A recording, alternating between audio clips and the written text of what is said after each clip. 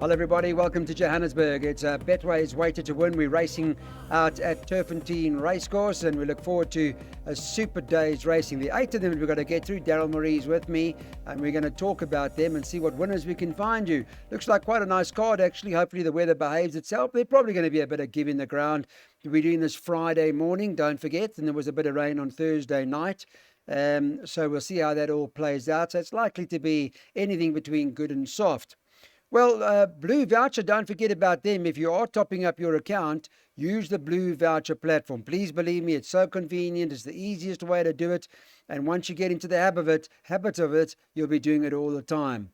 The first has got this also Friday morning market, which I'm told is very popular, this Friday morning market. People are enjoying it so much because they're able to at race time to tell you whether the horse has drifted or shortened. So use this information. One Exceedingly Glam, 2-1. Second in the betting is number 6, DuPont Emerald, who's priced up at 33-10. And you can get 7-2 about number 2, Great Notion. The other number 7, Give Me a Call, is 8-1, and 8-1 as well about number 9 on the card, in Kunwezi. Then you can get 10s and better about the balance. Jessica and Steve Gell got a few in their colours in this race, and you see how they go. Daryl Marie, good morning, Friday morning to you. How are you doing, Clark? Good, and yourself? Did you enjoy presenting out at the ball yesterday? Yeah, it was great. I love it. Absolutely loved it. Yeah. Super. Tell me about what we're doing in the first. My next appearance on course. Yes, I hope you come soon. Clark, opening leg of the bipot, I played the safe route. There's a lot of form of that's topsy-turvy. I mean, just have a look at the Mocha Macaroon form line. You've got Exceedingly Glam, Great Notion, and Tipperary. 3 horses all within a length of each other.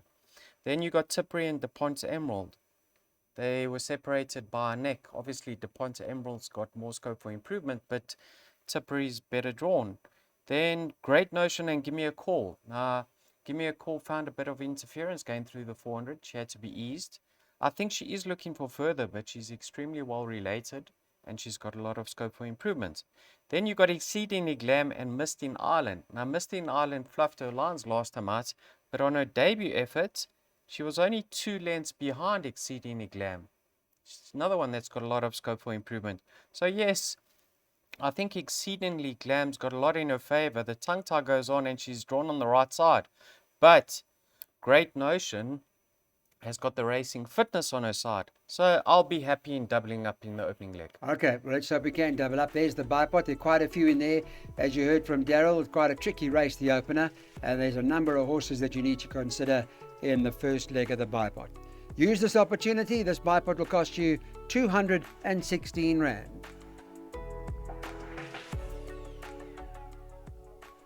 Welcome back. Second race now. It's the Betway Weighted to Win show. Good morning, Friday morning. If you don't know, we're recording this show and hopefully all's been good with you. We've got an odds-on, quite a short odds-on favourite, which we'll get to in a moment. Just a reminder about topping up your account. One of the most convenient ways to do so is using the Blue Voucher platform. You can acquire one of those at any one of your convenience stores and all that sort of stuff. And once you get into the habit of doing so, you won't stop. It really is enjoyable. And don't forget to open your Betway account too, because you come and join the Betway family. Lots of things happening here on Weighted to Win. Now, this 1-4 shot I'm talking about, or as short as 1-4 on Friday morning, is a horse called Winds of Change. Just checking if that market is correct. You happy with it? No, it's not correct. I think there's a lot of value in the 1-4. Gee whiz. Claude, a lot of presenters and punters say they don't back horses so deep in the red. Sure. A lot of people don't value back about under. them. Yeah. There's no value about this horse at 1-4. Tell me something. Yourself and Kevin Lorena, you got into a boxing ring, right? Yes. What price would he be? 1 to 1,000. Okay, so if he was priced up at 1-4, would there be value in the 1-4? Absolutely. I'll give him a go. You give him a go in Don't what, worry. in what sense? 30 seconds, don't worry about that. You'll be chasing me for 30 seconds. But Okay, I suppose what you're taking, I understand. So you're taking as the long as one... your insurance policies, your life policies up to date. Up to date. Yeah. Are you taking you're putting your I head down? think if you're taking auto comes on the day, you have to throw this horse in. I mean, he brings grade 1 form. He brings grade 2 form. Yeah. He ran a length behind one stripe. Yes, one might have improved in leaps and bounds since then. But the fact of the matter is this horse has got strong form behind his name. And I'll be absolutely shocked if he comes off the bit. And I expect him to harden and go even deeper into the red. Okay. Well, there you've heard it from Mr. Marie. Take the 1 to 4. If you're one of those punters, you can do so with confidence. He's bankering the one naturally in the PA. There are a couple of bankers on that place accumulator in that PA a bit later on, as you can see. And that permutation is 108 Rand should you spend a full unit. Okay, back with us for race number 3 on the card. Whilst we're talking about the third, just a quick reminder about the blue voucher opportunity that you have got. For those of you who don't know it, please go and look at it and find out more about it. You can just top up your account using it. It's the most convenient way of doing so. And whatever betting platform that you use, Blue Voucher does give you that opportunity to share. All right, on to the third now, and let's talk about it, see what the story is with regards to the betting. Top of the boards is that horse Let's Go Now, who's favourite at 15 to 10 from the Sean Terry stable. 3 Hot to Ruby is 16 to 10, and those two appear to be dominating in the market. The next best in there is Parisian Walkway, who's 33 to 10, and a short to 7 to 2 about Sukhumvit. So it's not necessarily cut and dried. I don't know from your pick six perspective, Daryl, as to how deep you've gone here. No, I've put all 4 in, Clyde. I actually give all 4 winning claims. Let's touch on the best weighted. Now, the 2 best weighted happen to be the Terry coupling, Hot to Ruby, half a kilogram best in, ahead of Let's Go Now. So it's the Terry show versus the Eleclet show over here. Right. Sukhumvit is 9 pounds or 4.5 kilograms inferior to Hot to Ruby. And then Parisian Walkway, the improving 3-year-old, who I find very interesting, is 4th best in. He's a net 103, so that makes him 15 pounds or 7.5 kilograms out with Hot to Ruby. Now, Hot to Ruby in the past has been extremely well weighted and let the side down. I don't know what happened in the Betway Summer Cup. It was a stink on his behalf, but I was happy with his 2 comeback efforts. He caught the eye in that sprint with Striker, and then his penultimate start he was prepping. So if you put a line through his latest start, and the fact that he comes into this race, it's a small field, he shouldn't be too far off the pace. There's a lot in his favour. Strong winning chance. But he's not one to rely on. Let's Go Now. Now, without the blinkers, she has put in 2 great efforts. She's extremely well related. She's consistent and honest. So she's probably more reliable. I like her chances. You can't write off Alec Leds too. Parisian Walkway, Clyde, cracking effort in the Dingons last time out. We saw that form line being franked in the Betway, got the green light stakes with great tricks. That's right, yeah. And Fire Attack running first and second, well clear of the balance of the field. Yes. I know he's out at the weights, but he's having his first run as a gelding. And he must be fancied over here. And Sukhumvit with bottom weight, she's dangerous. She did improve with the tongue tie last time out. Probably going to lead it this time around, but she's still a little bit too fierce in running. So you don't want to see her over racing up front. I think this is going to be a very tactical affair. We're going to get through the first leg. Obviously, we've gone the field. Okay, well, there are the numbers, and we've got some bankers later on. Green Sapphire being one of them just now, and that Almond Seed does also look hard to beat. That's our pick 6 with the field at the back for 792 Rand.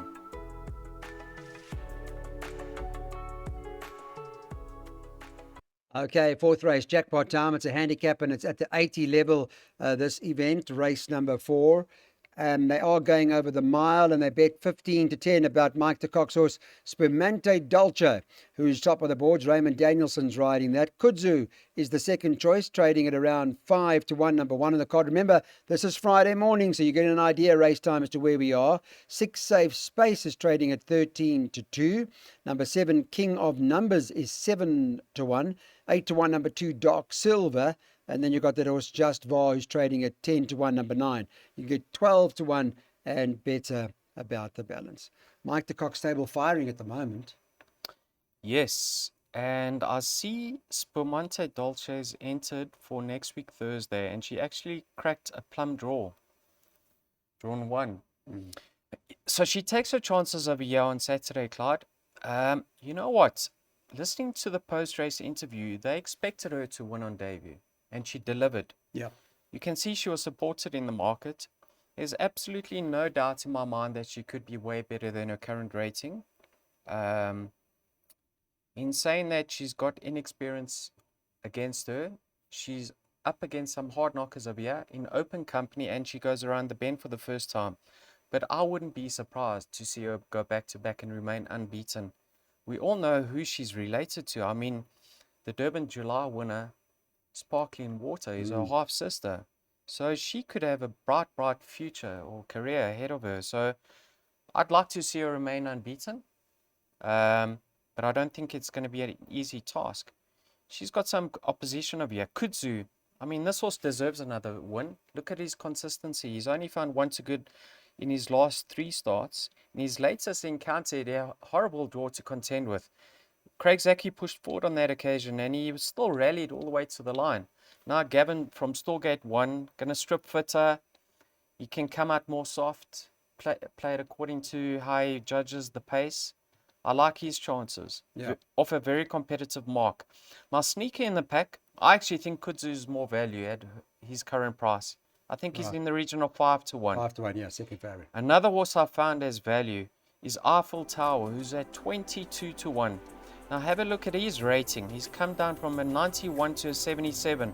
I know in his penultimate start he's held by Dark Silver, but you know, a lot of horses have missed work because of the rains recently, and Eiffel Tower's had another run under his belt and he's got a more favorable draw. So just because he's got more racing fitness on his side, I'm leaning towards him to reverse the form with Dark Silver. But I think he'll be a contender here. The race isn't certain to stop over there, but I'm happy with my numbers over here, 1, 3 and 10. Yeah, I see Eiffel Towers, you can get 4 to 1 a place at the moment, Friday morning about it if you like it. So 1, 3, 10 by 1, 3, 4, 5 to 1, 3, 4, 8, 9, 10, I beg your pardon. Banker 5 and then banker 2. Okay, now we're going over a little further. We're going over the 1800 meters, and this horse from Paul Matchett's stable that Muzieni's riding called Towers of Gold on Friday morning. They're priced up favourite at 13 to 10. I don't know if that's the right price. I'll ask Daryl in a minute what he thinks. Captain of the Greens, a second favourite, and that's priced up at 3 to 1 for the Fabian Habib stable. Pierre Stradham is on board that horse. Forgiveness has got a chance, trading at 5 to 1 as the third choice for Mike de Kock. And Philip Labuschagne got Royal Edition. That is number 9 Friday morning, traded 7 to 1. It's 10 to 1 and better about the balance. So I spoke to Fabian Habib when I was there on Thursday at the Val, because he had one runner, that My Gucci Girl or whatever it's called, and she won. I asked him what's coming up on the weekend, and he said Captain of the Green. He liked it already on Thursday. He was quite confident about it, gave it a bit of a chance. What do you think? I mean, this horse has really found his form on the Highveld. He's always been highly regarded, excuse me, Clyde, highly regarded by the yard, but I think the penny's dropped with him. Yeah. He's a lightly raised 5-year-old, Clyde. So he's overcome his issues. Last time out, he didn't get handy. You can see he's always raced handy on the Highveld. But he didn't get handy. In saying that, the winner was a runaway winner on that occasion. He's come out to frank the form. And who else has franked that form, Clyde? One other. Pomodoro's Jet. You want to check it? Have a look, quick, go in. Radicchio, man. Radicchio. Well done, Daryl. Well done, Daryl. Striker knows this horse like the back of his hand. He sat on him twice and he's won on both occasions. Yeah. Have a look at what else is in the race with pace, and you come across a horse called Royal Edition, who possibly ran above his rating last time out. Now, Jason Gates always likes to push forward on this horse, so maybe Captain of the Green will get a perfect position back in second with some cover. I love his chances, Captain of the Green.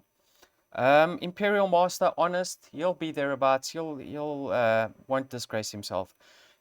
The horse that I believe who's overpriced is Jordan. The blinkers get removed straight away. He didn't act with them last time out. And have a look at his rating. He's come down from a 97 to a 91. When last did he win?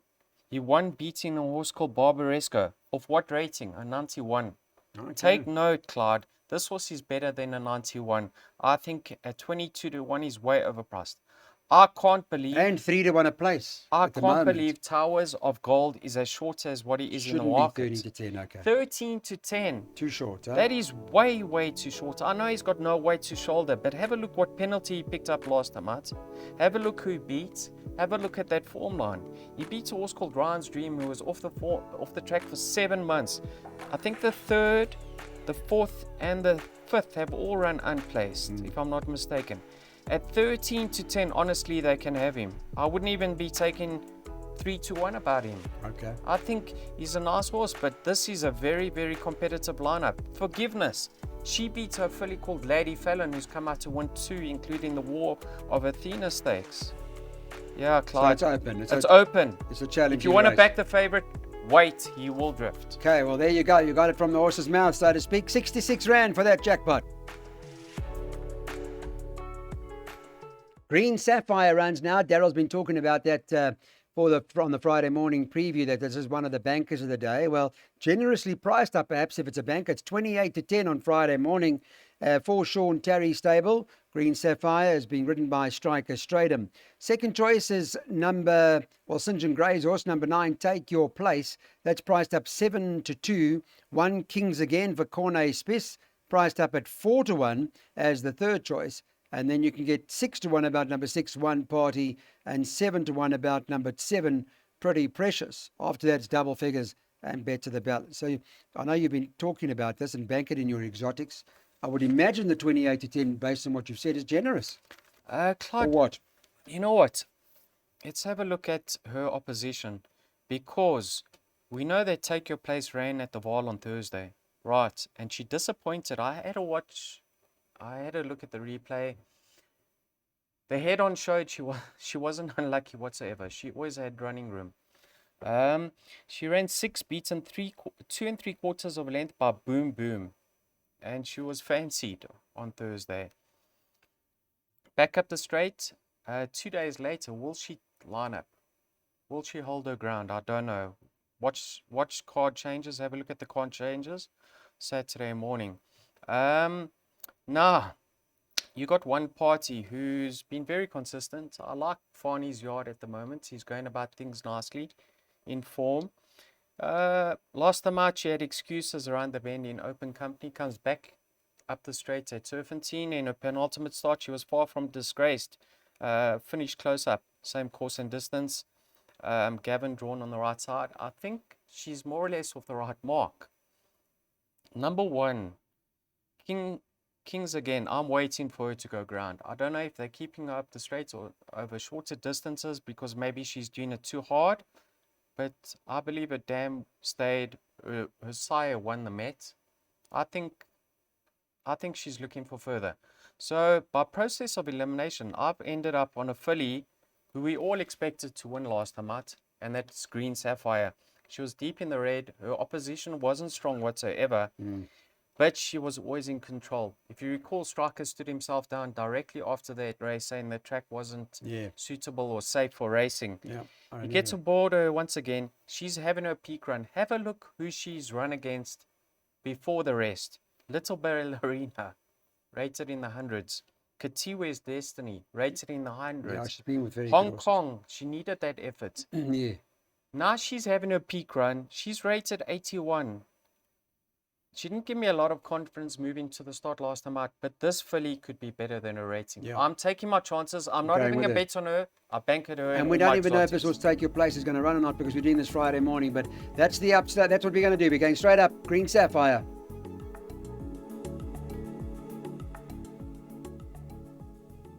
Time now for the Betway Swallow Stakes. Let's take a look at it. And there's an odds-on favourite in here called Almond C, who does look pretty hard to beat here. 8-10 on the Friday morning about Tony Peters' runner. This being ridden by Gavin Lerena. Second choice on Friday, this was Rodeo Drive at 4-1. Then you got the next one in there, Source Supreme, who's at 6-1. And number 5, Pointer, who's trading at 7. You can get 10-1 about Poblana and 12s and better about the balance.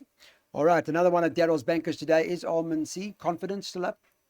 Why is she this price, Claude? Is it? Tell me. Is it because of the 1160? Because on paper, I think she's a penalty kick.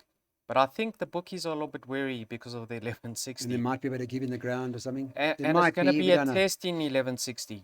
In saying that, if you watch her last 2 starts, Clyde, since returning from that layoff, she hasn't had a lot of luck. She's come out slow on both occasions.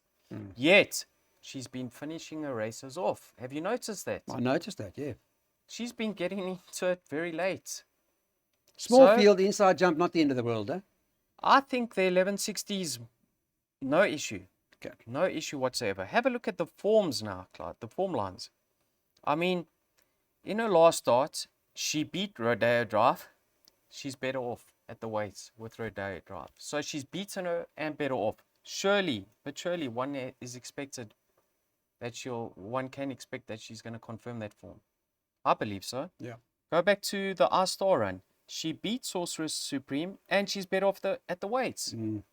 So she holds her two biggest rivals and she meets them at more favorable terms. I really think if she sees out the 1160, I don't think she's a tearaway like she was in her early part of her career. And even if she comes out a bit sluggishly, she can follow Sorceress Supreme and get a nice toe through. Yeah. The only question is the 1160 on a soft track. But otherwise, you're confident. For me, you sound confident to me. For me, I'm confident going into this race. What I do want to say, Clyde, is I was standing next to Robbie Sage, Mr. Sage, last time out. Yes. And he was a bit dumbstruck as to Poblano's performance. He really expected her to go much closer on that occasion. At the weight, she's got it all to do, but if you're playing trifectas and quartets, please include number 6 over here. Okay, that's for trifectas, quartets, but straight up, we're into Almondsey.